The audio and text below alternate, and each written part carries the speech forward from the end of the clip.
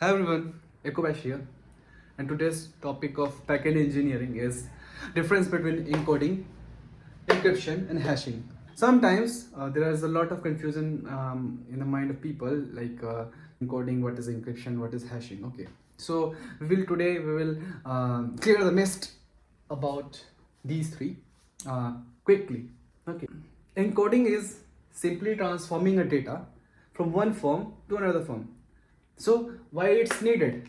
So say that we want to transfer some data over the network, over the HTTP, for example, and the data has some URL unsafe characters, say some special characters that could break the request.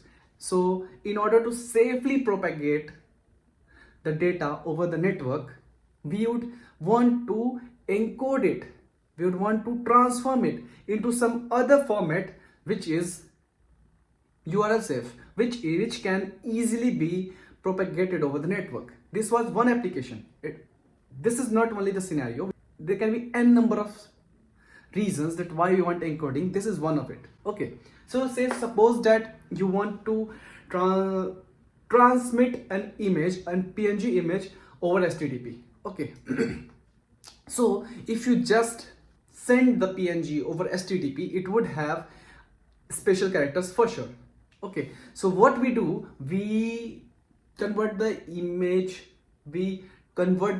or say we encode the image, or we transform the image into base 64. This is something part of encoding. There can be a lot of encoding methods are there. For example, first one is base 64. Then there can be base 32, simplest URL encode, and there are others as well. So one thing you must know, that encoding is not safe at all, because it is not meant to, this is not born to solve the problem of security. Instead, it's born to solve the problem of transfer of data, okay, over the network. It means that if we are transforming one string to another string using encoding, or if you are encoding a string, say from any encoding method, say base 64, 32, 62, or URL encode, UU encode, n number of encodings, then it can be transformed back into the original string. What I mean is, say suppose we have some string, say any string, say Echobash. Okay, this is a string. I encode it using base 64. Okay, and I got here some base 64 character. So we again can decode it back using base 64 decoder, and we will get Echobash, right? So if we say that, yeah, this is for security, no, it's not. This is not the case. It's not born to solve the problem of security. So encoding is reversible. You encode back, you encode and then you can decode back. Okay, so 64, let's talk about 64. I just focus on 64. So why 64? Again, 6 says A to Z 26, capital A to capital Z 26, 52, and then 0 to 9, 10, 62, and then plus 63 and equal to 64. These 64 characters are used. So this was about encoding. Now we'll talk about encryption.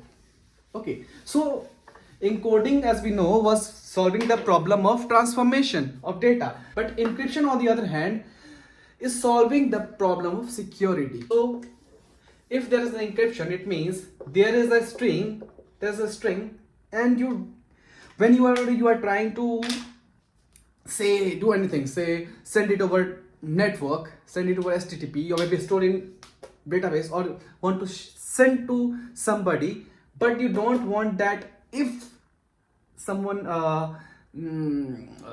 intercepts it, then he can see your string in plain text. You don't want it to be discovered by naked eyes. So what you do, you encrypt it. By encryption, you mean, what do you mean?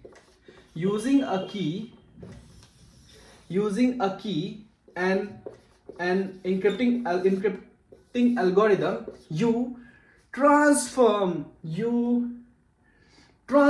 this string into some other string, some other secret string, which can only be decoded by a person if he has the key. That the key can be same key or other key based upon the type of cryptography, but yeah, that's the case. Once we have an encrypting algorithm and a key, we transform this naked or say plain text into a secret text or cipher. So what will happen, that if now someone does a man in the middle attack, then he sees this text by his naked eyes, then he won't be able to understand what it is unless he gets his hand on the key somehow. So this is encryption. Encryption is for security, yeah. Encoding is not for security, encryption is for security. For encryption, there can be RSA. Okay, RSA, we use it in payment system as well. And then there can be, okay, let me write RSA. Then there can be AES. When we encrypt the Wi-Fi, there at that place AES is used. Then there can be DES as well. Yeah. So these all are example of encryption. So we talked about encoding, we talked about encryption. Now is the time that we talk about hashing. So hashing is something that is one way. Hashing is one way. It means that if you have a string and you hash the string, and you have this new digest. I want to digest. You have this new secret, you have this new something we call a hash, then you cannot go back to the original string ever. Okay, even so, like we were talking about in base 62, or yeah, base 62, like we're talking about encoder, we had a decoder, but hashing, it's one way. Say even as simple as a string, say 1 2 3 4 5, we went with it, and if we used a strong hashing algorithm, and we got some secret string, then we can deduce what the original string was, which was hashed. Okay, so why it's important? What's the major use case of this? The major use case of this is storing passwords. Okay, so suppose that you are building an application and you are storing users password in your DB. Then if you store it into say plain text, then any developer can know, and of course you will have lawsuits coming to your door. You try to encode it and store in DB. So this is again not safe because encoding can be decoded. Okay, so we won't be using encoding.